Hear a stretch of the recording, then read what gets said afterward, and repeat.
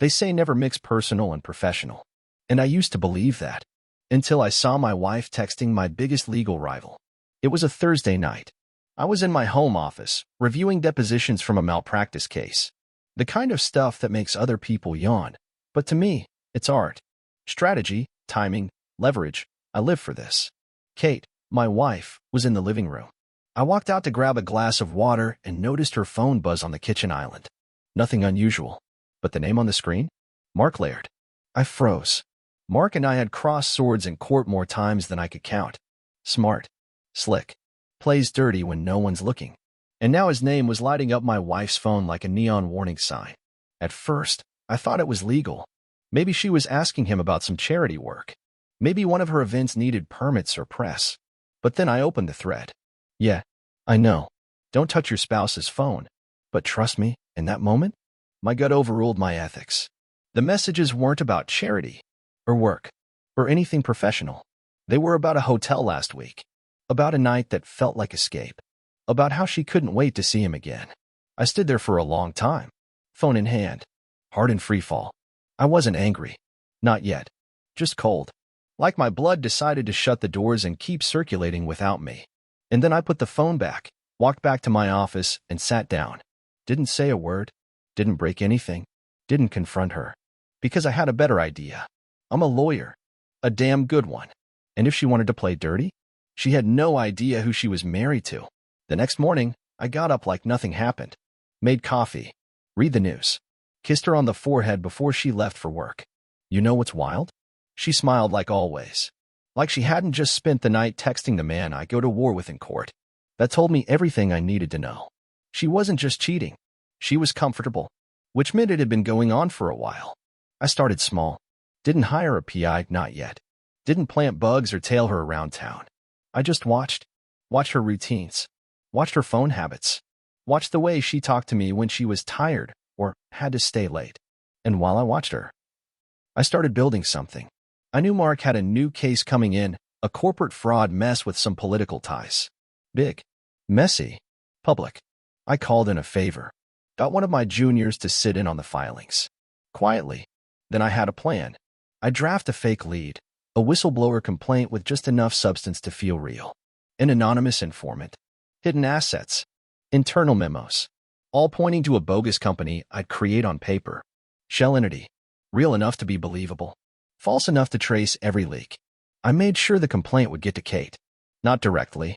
Through a contact at a nonprofit she worked with. Like a breadcrumb. Casual. Easy to dismiss, unless she passed it along. 3 days later, Mark referenced the complaint in a motion. He used language I had invented, phrasing I had buried inside the fake file nowhere else. That was it. Proof. She was feeding him my work. Not accidentally. Not because she was confused. Because she wanted him to win. To rise. To beat me. And suddenly, the affair wasn't the worst part anymore. This wasn't about love. This was a strategy. They were working me like an opponent, not a husband. She was setting up her exit. An exit that included half my house, half my firm, and a slice of every case I'd ever built. But I wasn't done yet. Because if they wanted a war, I was just getting started. You ever stare at someone you live with and wonder who the hell they really are? That was me for the next few weeks. Kate would laugh at dinner, talk about some gala or outreach project at her foundation. She'd kiss me on the cheek in the mornings. She'd leave her shoes in the hallway like always, messy, familiar. And all I could think was, you're planning to gut me while wearing my last name. I didn't confront her. Not yet.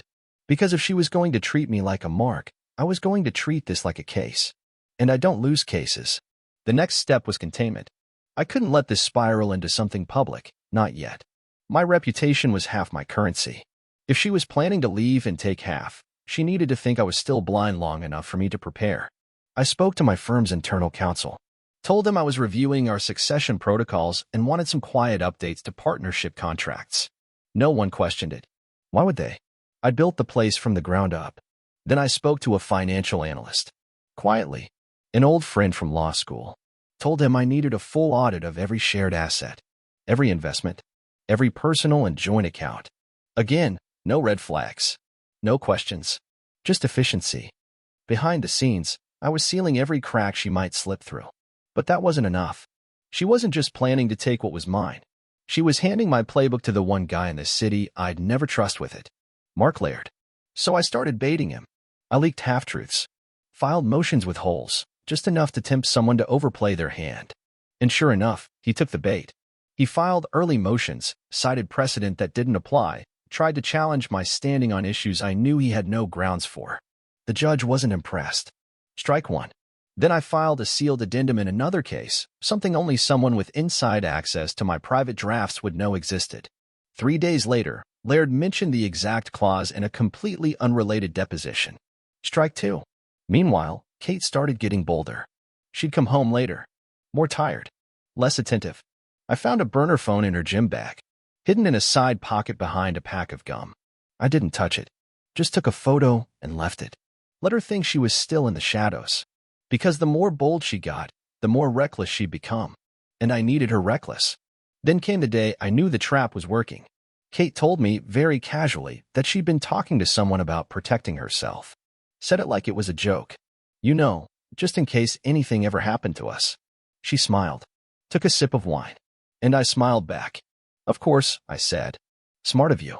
She had no idea I'd already hired the best divorce attorney in Chicago 6 weeks ago, under a proxy name. All prepped. All ready. Because this wasn't going to be a screaming match over who cheated on who. This was going to be surgical. Then came the final move. The case I'd been baiting Mark into mishandling? I filed an emergency hearing motion. Public.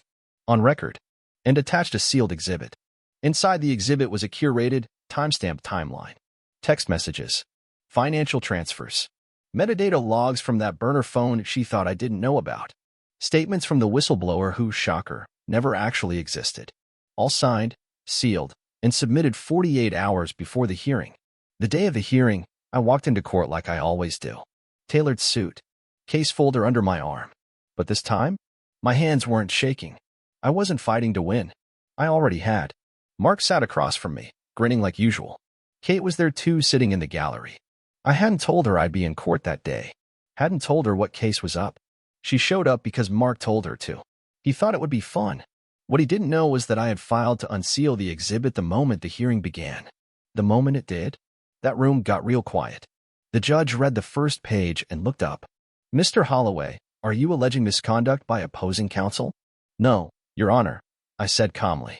I'm alleging that a third party has been feeding my opponent confidential material and that what's been done outside this courtroom undermines the integrity of every case we've shared in the past 18 months. Gasps. Shuffling. Mark's face drained.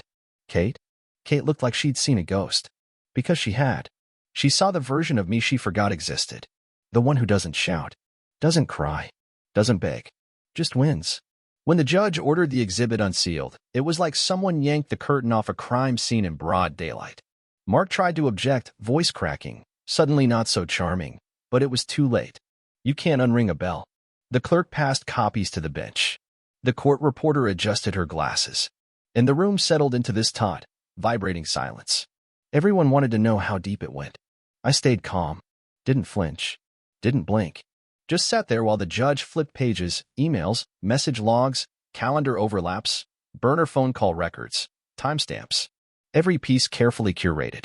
Clean. Verifiable. Impossible to spin. Mark tried to play it off. Your Honor, this is clearly fabricated. A smear attempt. But he didn't say it like he believed it. He said it like a drowning man grabbing at air. And then the judge hit him with the question that finished him. Mr. Laird, are you denying a personal relationship with the individual identified in Exhibit 5? Silence. Mark opened his mouth, then looked toward Kate. Kate, sitting just behind the rail. Pale. Still. Not a tear. Not a word. She was in free fall, and she knew it.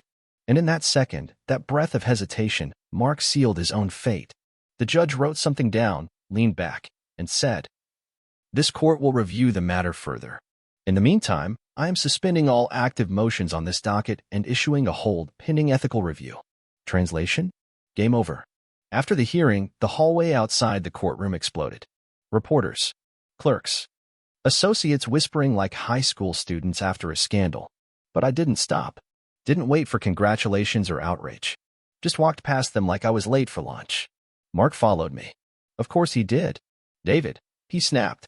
You smug bastard, you really think this'll stick? I turned, calm as ever. You bet your career I do. And then I kept walking. Kate tried to call that night. 8 times. Left 3 voicemails. I didn't answer any of them. I didn't need to. The exhibit said everything I ever could. But on the 9th attempt, I finally picked up. I let the silence stretch. She broke first. David. I didn't think you'd go public. Still that same voice. Still calm. Still careful. Neither did I said. Until you gave him classified filings from my own office. I never meant for it to get that far. No, I said. You meant for me to be blindsided in court.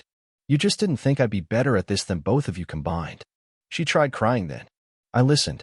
Not because I cared, but because it was important to hear how she thought this still might end in mercy. Can we talk in person? She asked. I don't want this to be the last thing between us. Kate, I said, the last thing between us was a burner phone in your gym bag. You picked your last word the second you handed him my work. And then I hung up. That was it. No final fight. No dramatic goodbye. Just silence. The fallout hit fast. Within a week, Mark's name was all over legal blogs. 2 of his biggest clients dropped him, not because of what happened in court, but because no one likes dirty laundry that makes headlines. Kate took a leave of absence from her foundation. The board didn't ask questions. They didn't need to. One photo of her outside the courthouse, standing 10 feet behind a scandal, said enough. She moved in with her sister. I know because she finally had her lawyer send me a letter. A formal request for divorce negotiations. Bold. My attorney called me, trying not to laugh. She really thinks she's getting half. She'll be lucky if she gets to keep the espresso machine, I said. We didn't fight about assets. She didn't have leverage anymore. The moment she chose collusion over communication, she gave up every inch of moral ground. It wasn't even a contest. You'd think I'd feel triumphant. Like I'd won. But it didn't feel like winning. It felt like finishing a long, ugly trial and watching the guilty verdict land exactly where it should. It felt like relief. No more pretending. No more explaining. No more sleeping beside a stranger. A week after I filed my own divorce response, I walked into my firm, straightened the framed photo on the hallway wall, and sat down at my desk like nothing happened. Because nothing did, not to my career, not to my record, not to my name. The shadow was gone. And in its place? Light. Cold. Clear. And entirely mine. In the weeks that followed, the city moved on. The legal world? Not so much. Mark's name kept popping up in conversations, in commentary, and jokes told too loud at bar mixers. Some tried to defend him. He just made a mistake. Everyone's entitled to a bad judgment call. He's still a damn good attorney. Sure. And Bernie Madoff was great with numbers. But in this business, where ethics are currency, even the smell of betrayal lingers forever. I never said a word publicly. Never gave an interview. Never posted a cryptic quote online. Never shared my side in whispers at the courthouse steps.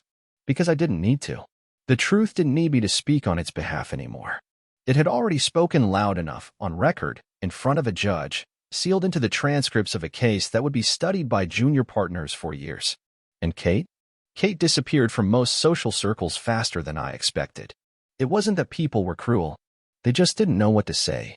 What do you say to someone who slept with her husband's rival and tried to weaponize their own marriage? Hope you're doing okay doesn't really cut it. We finalized the divorce within 6 weeks. She tried, in the beginning, to frame it as amicable. Told her attorney that we were just 2 people who grew apart. But her attorney read the case file.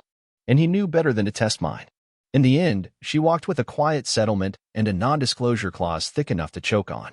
I wasn't cruel. I didn't take everything. But I didn't let her keep a narrative either.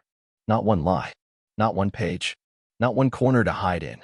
A few months later, I was at a fundraiser for a legal aid nonprofit.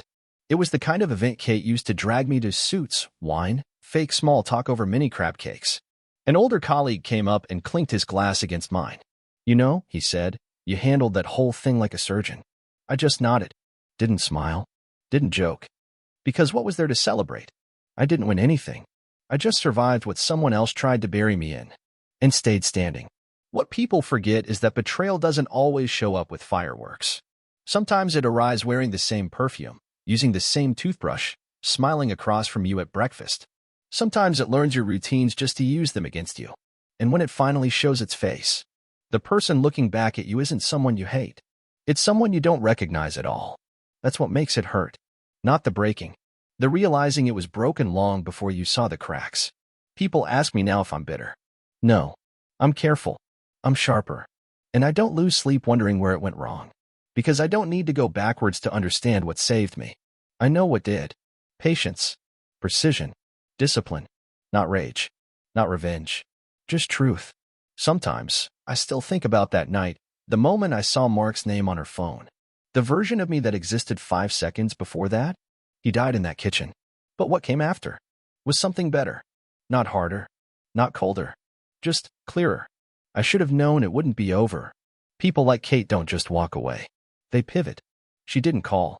Didn't show up at my office. Didn't beg for another chance. No. She went in the one place where facts don't matter half as much as how good your voice shakes on camera. The media. I found out the usual way. Someone sent me the link. A mid-tier digital magazine, branded as raw, female, and fearless. A long-form piece titled, How I Survived a High-Profile Marriage with a Controlling Man. She didn't name me. Didn't have to. The author danced around the facts just enough to avoid a lawsuit, but filled the gaps with emotion so thick you could choke on it. According to Kate, I was cold, distant, obsessed with my reputation. She never used the word abuse, but she let it hover between the lines like a ghost in the margins. She wrote about feeling watched, feeling small, about how she wasn't allowed to make mistakes. She never mentioned Mark, never mentioned the affair, never mentioned the sealed exhibits in court. But she did talk about the trauma of being married to someone who used truth like a weapon. You catch that? Truth. Like a weapon. I had to laugh at that one. By the end of the article, I wasn't even angry. I was impressed. It was a hell of a performance. Smart, polished, and full of just enough fog to look like depth. But she didn't write it for healing. She wrote it for payback. And maybe, just maybe, to make me flinch. She didn't stop there. A week later, a podcast picked it up. The usual format, 2 hosts who stand with survivors and don't ask for evidence. Then a YouTube channel made a reaction video. Suddenly, I was a trending topic, not by name, but by profile. High-powered Chicago lawyer with a cold heart and something to hide. I got the emails, the DMs, the side-eyes at court. Clients didn't drop me, not yet, but I knew the game. People don't need proof to distance themselves. They just need discomfort. Mark stayed out of sight, but I could smell his fingerprints on all of it. He'd always been media-savvy, more showman than litigator. He couldn't beat me in court, so now he was trying to beat me in the court of public opinion. Cute. I didn't respond. Not immediately. Not emotionally. I waited. Because public opinion? It's loud, but impatient. People get bored fast. They want a new scandal every week. So I gave them 2. The first? I leaked a tip, anonymously, to the same outlet that ran Kate's article. A freelance reporter I knew from years ago. It was simple. Check flight records for Mark Laird and Kate Holloway. Same-day bookings, overlapping hotel stays, over a dozen weekends in 2022. With photos, receipts, timestamped credit card data. All legally obtained. None from me directly. The second? A legal journal ran a feature on ethics in high-profile litigation and quoted me. Calm. Reasonable. Precise. Just enough to remind people why my name still opened doors, and theirs didn't. Within 2 weeks, the noise started to die. The podcast deleted the episode. The video was taken down. The article stayed up, of course it did, but its comments section turned. People started asking questions. Started Googling. Started reading between the lines. That's all it ever takes. Not outrage. Not revenge. Just time and truth, walking slowly side by side. A month passed. Quiet. Almost too quiet. Kate's media stunt had fizzled. No follow-up article. No docuseries offers. No book deal with her face on the back cover. And just when I started to think she might finally be out of cards, she played her last one. I was at the office, prepping for a shareholder arbitration case, when my assistant walked in holding a thick envelope. She looked off. This just arrived by courier, she said. Marked confidential. From the Illinois Attorney Registration and Disciplinary Commission. I took it. Didn't open it right away. Just stared at it for a moment. You know that feeling when the air shifts? Like the moment before a storm hits? That was it. Inside was a formal notification. An anonymous complaint had been filed, alleging that I had abused privileged legal information for personal gain, that I had weaponized sealed documents in open court, that I had orchestrated a personal attack on opposing counsel for emotional retaliation. No name. No signature. But the wording? I'd seen that sentence structure before. Mark's briefings always used the same rhythm, too polished, too rehearsed, like legalese pretending to be casual. And the phrasing about emotional retaliation, that was straight out of Kate's article. Cute. Coordinated. But they'd made a mistake. A big one. They'd underestimated the very thing they accused me of. Preparation. By the end of the day, I had already assembled a response team. Two of the best ethics attorneys in the state, both former investigators for the ARDC. I didn't wait to be called in. I went to them, hand-delivered my own file with a full rebuttal, annotated timelines, metadata logs, copies of sealed court approvals, and sworn statements from my client, confirming that all exhibits used were authorized and legally submitted. In other words, I didn't just play clean. I played ahead. 2 weeks later, I got the official word. Complaint dismissed. No further review. No discipline recommended. No note in my file. Just a polite letter saying what I already knew. The commission finds insufficient basis to proceed. Translation? Nice try. Better luck next life. But I wasn't done. Because you don't try to torch someone's name and walk away with clean hands. So I filed a quiet motion in the original court, requesting that the sealed material from the Mark Laird ethics hearing be made public. Not out of spite. Out of principle. The judge approved it. And 3 days later, a legal blog picked up the full, unsealed transcript. It spread like wildfire. Mark's entire defense? Gone. Kate's involvement? Highlighted, in her own words, as recorded during preliminary arbitration testimony. Suddenly, the scandal wasn't mine anymore. It was theirs. Mark resigned from his firm 2 weeks later. Kate deleted her social media. And the city? The city remembered. It always does. Not for the scandal, but for how people handle it. And between the three of us, only one walked out the same way he walked in, with his name intact. After the dust settled, I didn't feel victorious. Not really. There was no parade. No slow clap in the office. No, you showed them, from strangers. There was just quiet. The kind you only get when the storms finally run out of energy. And that kind of silence? It teaches you things. The first thing it taught me? Winning doesn't feel like you think it will. Not when you're forced to defend your name from people who once knew your morning routine. Not when someone who promised loyalty builds a case against you. Not in court, but in whispers. By the time the truth finally clears your name, you're not standing tall. You're standing tired. I didn't regret what I did. Not one move. I played smart. Fair. Brutal, yes, but honest. But that doesn't mean I came out untouched. It wears on you. The double-checking. The second-guessing. The late-night moments when you wonder if you're too cold now, or just finally awake. Because once someone close betrays you with a smile, it rewires something inside you. You don't trust the way you used to. You scan every sentence like it's a contract. You read eyes the way most people read text. Some colleagues asked why I didn't sue for defamation. I could have. I had grounds. But the truth? I didn't want to spend one more hour of my life chasing someone who'd already lost everything that mattered. Their names were already stained. What could a court ruling give me that peace hadn't? I chose to move on. Not out of grace. Out of focus. I had better things to build. I bought a place out near Lake Forest. Something small. Modern. Clean lines. Enough glass to feel the sunrise, but not enough space for ghosts. I started running again. No earbuds. Just pavement and breath. It helped. Not with the memories, but with the forward motion. Some nights, I'd stand in the backyard, bourbon in hand, and think about all of it. Not with bitterness. Just realism. Kate tried to contact me once after that. An email. Short. Just wanted to say I'm sorry for how far it went. I hope you're well. No demands. No drama. Just those few lines. I didn't respond. Not because I hated her, but because I finally understood something. Some people don't deserve a conversation. They deserve distance. Life got simpler after that. Clients came and went. Cases opened and closed. Reputation? Still solid. But more than that, I was solid. Not perfect. Not invincible. Just me. With all the damage. All the perspective. All the strength that comes from knowing how far someone tried to pull you under. And how hard you had to swim to breathe again. You ever realize the world didn't end after all? I did. Quietly. Without ceremony. It was a Saturday morning. I was drinking coffee on the back deck, reading an article on my phone, when I caught myself smiling. Not about the news. Not about a case. Just the morning. The air. The simple fact that no one was trying to ruin me that day. And I realized I hadn't thought about Kate in weeks. That was the moment. Not when the last document was signed. Not when the media moved on. When she stopped being part of the mental rotation. That's how you know you're free. I didn't jump back into dating. Didn't sign up for some elite matchmaking service like every other divorced exec in the city. I wasn't looking for a reset. I was looking for peace. But sometimes, life gives you something anyway. Her name was Rachel.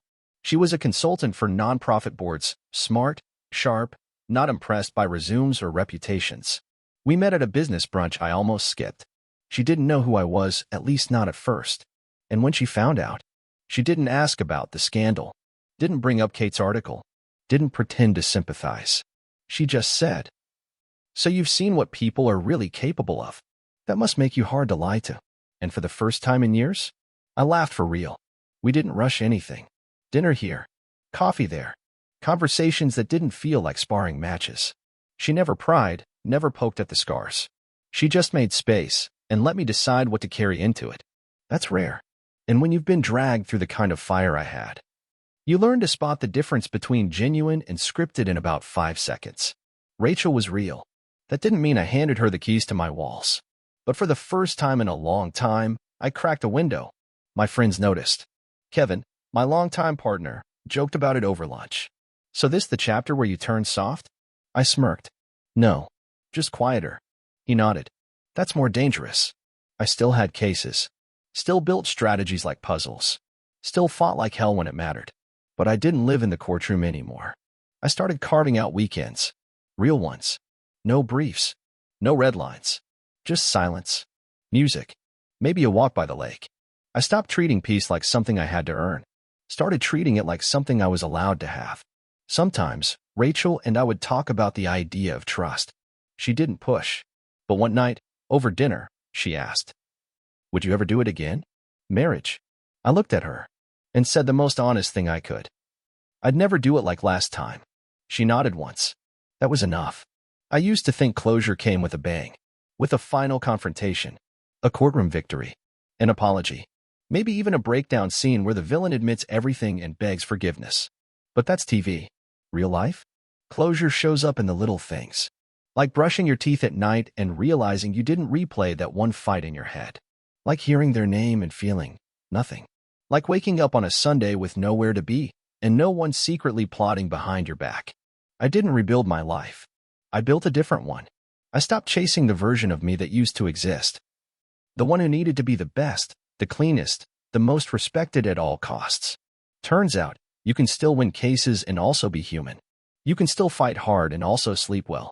You don't need to burn everything down just to feel safe again. You just need to stop giving energy to ghosts. Kate remarried. Or at least, that's what someone told me at a fundraiser. I didn't check. Didn't Google her. Didn't care. It wasn't bitterness. It was distance. The kind you earn. Not the kind you fake. Whatever she's doing now, it's not my story anymore. And that's peace. Mark? Last I heard, he was trying to reinvent himself in another city. Taught a workshop on legal writing. Had a YouTube channel. Talked a lot about ethics. Ironic. But hey, people have short memories. I don't. But I'm not wasting mine on him. As for me, I kept the house. Not out of spite. Out of choice. I'd earned it. Every brick. Every hallway that no longer echoes with fake laughter. Every square inch that no longer smells like performance. And on quiet nights, when the wind brushes through the backyard trees, I sit with a drink, and I don't think about revenge. I think about how far I came back, how deep I sank, and how clean I surfaced. People ask sometimes, if you could go back, would you have done anything differently? And the answer? Only one thing. I would have stopped doubting my gut the first time it whispered, "Something's not right." That whisper was always right. But you live. You learn. And if you're lucky, you learn early enough not to let it happen twice. My life now? It's quieter. Sharper. Not harder, just more honest. I don't chase love. I don't chase approval. I don't chase reputation. I just live clean, move steady, and speak only when it matters. And if you ask me who I am now, not the man she betrayed, not the man they tried to ruin. I'm the man who walked through it and didn't flinch. And that's enough.